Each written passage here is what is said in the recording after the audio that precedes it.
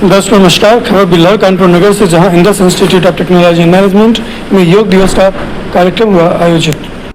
जनपद कानपुर नगर के बिल्हौर तहसील अंतर्गत ककवन रोड स्थित Indus institute of technology and management में अंतर्राष्ट्रीय योग दिवस के अवसर पर शिक्षकों एवं विद्यार्थियों ने योग किया। कार्यक्रम में योग गुरु विजय कुमार दीक्षित ने सभी उपस्थित शिक्षकों एवं विद्यार्थियों को योग के टिप्स समझाए। वहीं प्राकृतिक चिकित्सा के विषय में भी अपना वक्तव्य रखा, जानकारी दी। आपने दैनिक जीवन में योग के महत्व को बड़ी सरलता से समझाया। उक्त अवसर पर अनंत कुमार सिंह, नीरज कुशवाहा, अभिषेक श्रीवास्तव, सुभाष मिश्रा, संजय त्रिपाठी, अमोल दीक्षित, हर्ष मिश्रा, गायत्री प्रजापति, सुरेश सिंह, पुरुषोत्तम कुमार, आयुष, रोहित, रुक्षा रहमान, साक्षी, आकाश गुप्ता आदि शिक्षक शिक्षिकाएं एवं विद्यार्थी मौजूद रहे। Bureau report, Anglo India news, digital partner with Naveen Samachar Dainik. यहाँ पे बहुत ज़्यादातर सब बच्चे कंप्यूटर इंजीनियर हैं जो एक नियमित दिनचर्या को जीते हैं। देर से सो के उठना जैसे सही उचित नहीं है, क्योंकि हमारा शरीर प्रकृति के अनुसार बना हुआ है।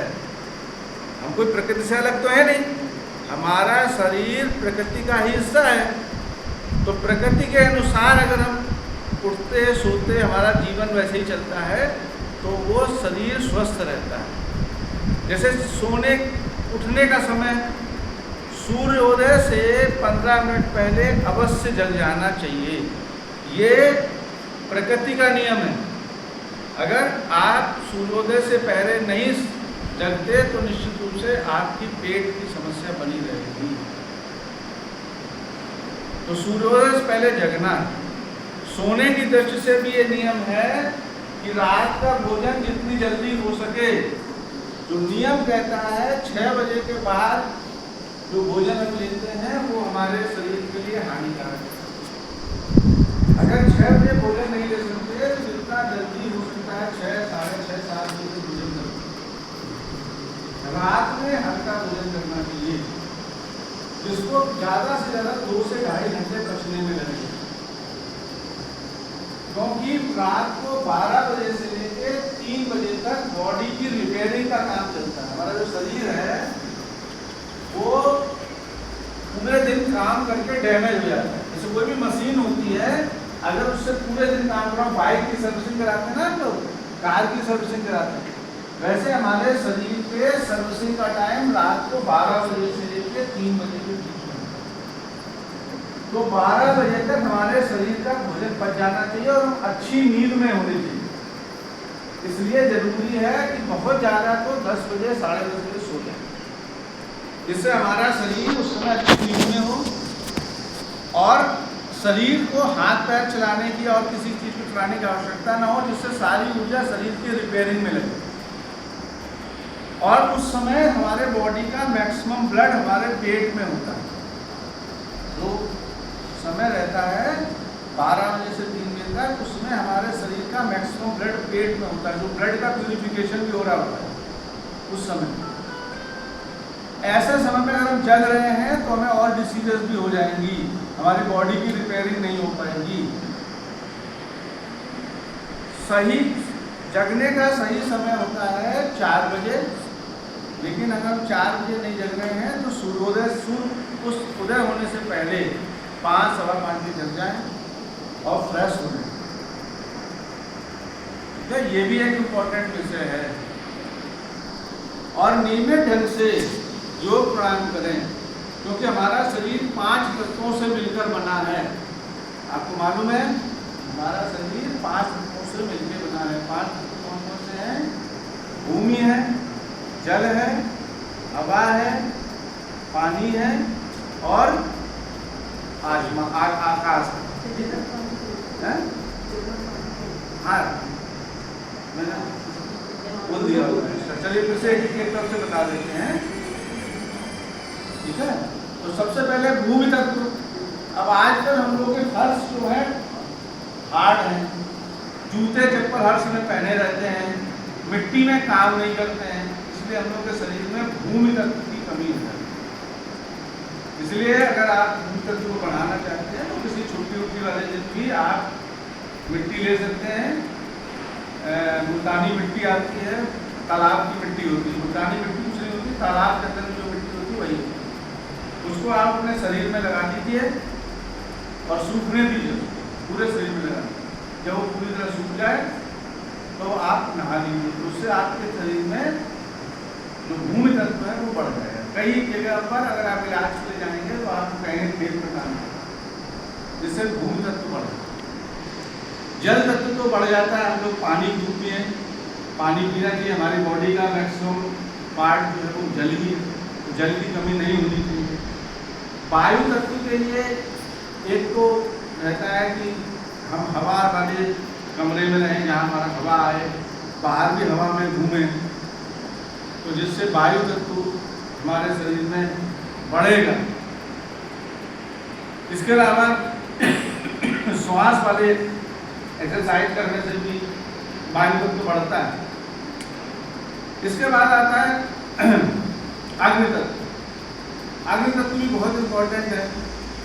अग्नि तत्व का मतलब यह है कि सूर्य की ऊष्मा, सूर्य की रोशनी को लेना चाहिए।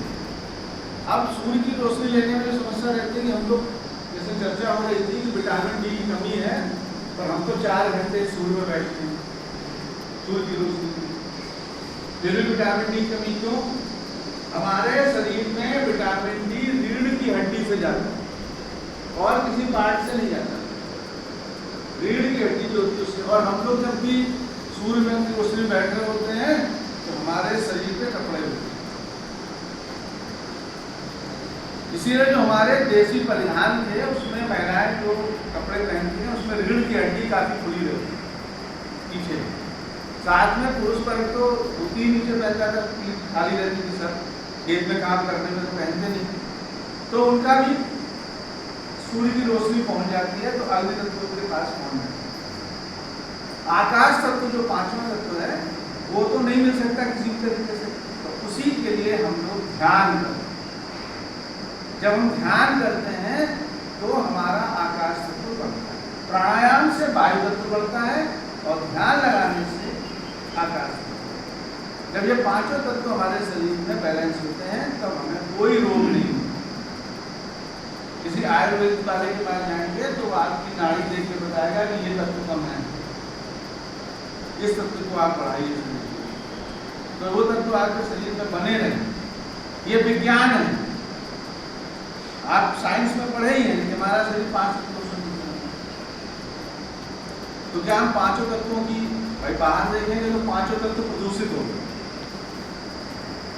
इसीलिए कहा तालाब में क्यों नहाने का प्रचलन है कि हमारा शरीर तालाब के अंदर बना रहे। तो जितनी देर तालाब के अंदर बना रहेगा हमारे शरीर में जो पोर हैं, छोटे छोटे छिद्र होते हैं, उनके माध्यम से पानी बैलेंस होता है। इसीलिए अपने यहाँ रोज नहाने की प्रथा है, रोज नहाएं। उससे हमारे शरीर में अगर हो सकता है, नहीं पूरा शरीर डुबो सकते हैं पानी में, तो बाल्टी में पानी भर के 2 दिन पैर उसके ऊपर कर सकते हैं, ठीक है। और बहुत सारी चीज़ों का, जैसे कहीं आप किसी आयुर्वेद वाले के पास जाएंगे और आपकी किडनी वगैरह का इलाज करेगा तो क्या करेगा, एक टब में बड़े में या उसमें पानी भर के आपको बैठा देगा, आपका पेट पानी में डूबा रहे 1-2 घंटे, उससे आपकी किडनी टूट गई। तो जो पुराने मेथड थे, गांव में क्या मेथड था कि हम तालाब पे जाते थे, उसके अंदर की मिट्टी निकालते थे, पूरे शरीर में लगा के अपना धूप में लेट जाते थे। जब वो मिट्टी सूख जाती थी तो उसी तालाब के अंदर डुबकी मार के उस मिट्टी को साफ करते थे। उससे 3 तत्व तो वहीं पे ठीक थे। और तालाब वगैरह के पास में हवा चलती है उसकी तो वायु तत्व भी। तो क्या हम इन तत्वों का ध्यान रख रहे हैं? योग प्राणायाम को अपने जीवन का हिस्सा जरूर बनाएं, नहीं तो आप बीमारी का हिस्सा। जहाँ तक हो सके पैक्ड फूड का सेवन न करें। अभी सुबह में एक रिपोर्ट पढ़ रहा था यूएस की यूनिवर्सिटी की, तो उसने यही कहा कि जितना packed food, Kanpur medical college के head of department Yashwant Deshmukh जो बाल चिकित्सा करते हैं उनसे भी मेरी बात की, तो उन्होंने बताया कि पैक्ड फूड बिल्कुल ना, इवन देन बिस्किट वगैरह भी नहीं, और जितनी देसी चीजें खा सकते हैं वो खाइए। चने रख लीजिए अपने, मैं तो वैसे भी पढ़ाता हूँ तो लोग बताता हूँ, चने रख लीजिए अपने पास, थोड़ा सा गुड़ रख लीजिए, आप थोड़ा चना वो खा सकते हैं, भीगे हुए चने खाइए, सत्तू रख लीजिए। जैसे कहते हैं 2 मिनट में मैगी बन गई, तो 2 मिनट से मैं 1 मिनट में बिना किसी आँच के, हॉस्टल के बच्चों के सबसे बढ़िया क्या है, सत्तू। Best food complete. मीठा भी खा सकते हैं, नमकीन भी खा सकते हैं, कोई अचार रख सकते हैं, अचार के साथ भी खा सकते हैं। इसके अलावा हमें हमेशा सीजनल और रीजनल सब्जियां और फल खाने चाहिए। भाई अगर आज से 100 वर्ष पहले देखें तो कश्मीर से सेब नहीं आते होंगे बिल्लौर, ठीक है। तो बिल्लौर के लोकल में जो फल पैदा होते होंगे, जैसे इस समय जामुन है, ठीक है, लोकल है, आम है, तो जो local seasonal food, regional food, खरबूजा है, तरबूज, ये चीज़ें खानी चाहिए। बाहर से आई हुई चीज़ जो फ्रिज में रखी हुई है, बहुत दूर से आई हुई है, वो बहुत फायदेमंद शरीर के लिए नहीं होती। सुबह उठ के दौड़ने जाइए, लौटते समय अगर आपको मिल जाता है तो पतली कोपल जो होती है ना, नीम की पत्ती 4-6 पत्तियाँ खाइए। मीठी नीम खाइए, उससे आपके बालों की समस्या बहुत रहती है, महिलाओं में बहुत रहती है। मीठी नीम जरूर खाइए। तुलसी का पत्ता अगर अवेलेबल 4-5 तुलसी के पत्ते खाइए। तो ये पत्ते बहुत शरीर के लाभप्रद हैं। हम नहीं खाते हैं, लेकिन बंदा खाता है कि नहीं खाता है? अमरूद का पत्ता शरीर के लाभप्रद है। जिनके घुटनों में दर्द रहता है, हड्डियाँ कमजोर है, उनके लिए शीशम का पत्ता लाभप्रद है, अमरूद का पत्ता लाभप्रद है, मीठी नीम का पत्ता लाभप्रद है, आम का पत्ता वो भी लाभप्रद है। मैं तो सुबह टहलने जाता हूँ, जब टहल के लौटता हूँ तो सही से मैश कर पाऊँ, चबा पाऊँ, जिससे दांतों की बीमारियों में भी आराम रहेगा, दांतों की बीमारी नहीं होगी। मीठी चीज, शक्कर, मैदा और वाइट नमक, जितना कोशिश करके इनको मत, ये शरीर के लिए विनाशक है। अपने देश में गेहूँ नहीं पाया जाता, ये बाहर से आया हो, अंग्रेजों के समय भारत में गेहूँ आया, उसके पहले अपने देश में गेहूँ नहीं खाया जाता। अपने देश में खाया जाता था मक्का, बाजरा, ज्वार, और ये मैंने एक लेख पढ़ा था, भारत में कुपोषण कब से फैला, तो उसमें आया जब भारत में गेहूं का प्रचलन बढ़ गया तो भारत में कुपोषण। आप मक्का, बाजरा, ज्वार, इन सबके अंदर हाई फाइबर्स होते हैं और कार्बोहाइड्रेट के साथ साथ बहुत सारी और चीजें भी होती हैं जो आपके शरीर को लाभ। तो जहाँ तक वो गेहूँ की रोटी की जगह आप उसमें मिक्स करके 2-3 चीज़ें डाल दीजिए, अगर प्योर नहीं खाने की इच्छा है। ये तो मक्का इतना बढ़िया यहाँ पे गौर नीचे में पैदा होता है, मक्के की रोटी बढ़िया। हॉस्टल वाले यहाँ नहीं खा पाते, घर जाते जब मेरा बच्चा हॉस्टल में रहता है तो 1 महीने 1.5 महीने के लिए आता है, तो हम कोशिश करते हैं 1.5 महीने में उसको वो सब चीज़ें प्रोवाइड कराएं। उस समय नहीं उसको चाउमीन और वो सब कराएं, उस समय उसको घर की हरी सब्जियाँ और चीज़ें खाएँ, जिससे बॉडी में कुछ कमियाँ हो गई हैं 5 महीने तो ठीक। एक बहुत सुपर फूड है जो सब जगह पाया जाता है, सहजन। सहजन देखा, एक लंबी सी फली होती है सहजन, वो बहुत कम दिनों के लिए आता है। तो सहजन की सब्जी खाइए। सहजन की खासियत मैं बता दूँ, सहजन में सेब से ज़्यादा 5 गुना ज़्यादा आयरन, आपके मखाने वगैरह से 5 गुना ज़्यादा कैल्शियम, मैग्नीशियम, पोटेशियम, मतलब सुपर फूड है। तो सहजन की फली तो बहुत कम समय के लिए आती है, लेकिन पत्तियाँ तो रहती हैं। आप वो पत्ती ले आइए, अगर आपको कोई सुविधा नहीं, मैं तो भाई ऐसा आदमी जो पत्ती दो ही ऐसे खा लूँ। सर, आपने विभिन्न प्रकार की जानकारियाँ दी, खान पान के संबंधित जानकारी दी।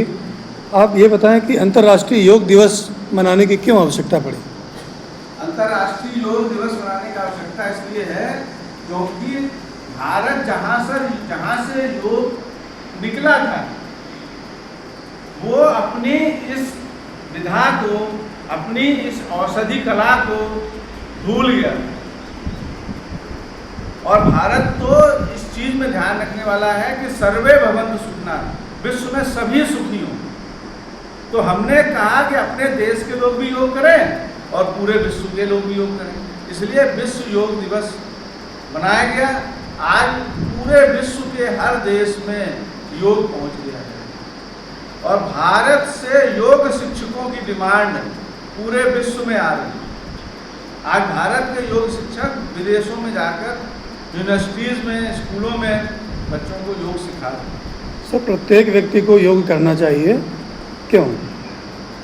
हर व्यक्ति के शरीर के लिए योग आवश्यक है। ये जरूर हो सकता है कि अलग अलग तरह के योग हो सकते हैं। जो लोग श्रम करते हैं वो श्रम तो कर लेते हैं लेकिन प्राणायाम नहीं कर पाते, सांसों की उनको प्रॉब्लम हो सकती है, तो वो प्राणायाम कर सकते हैं योग के माध्यम से। जो लोग नौकरियां करते हैं ऐसी जो बैठने वाली है, जिसमें शारीरिक कार्य नहीं होता, उन्हें योग और प्राणायाम दोनों ही करने चाहिए। ये शरीर के लिए बहुत ज़रूरी है। आज दुनिया में अगर आप देखेंगे, बाज़ार में जाके देखेंगे, तो मैं तो इकोनॉमी को देखता हूँ। अगर बाज़ार में जाके देखेंगे तो नंबर ऑफ दुकानें किस चीज़ की हैं?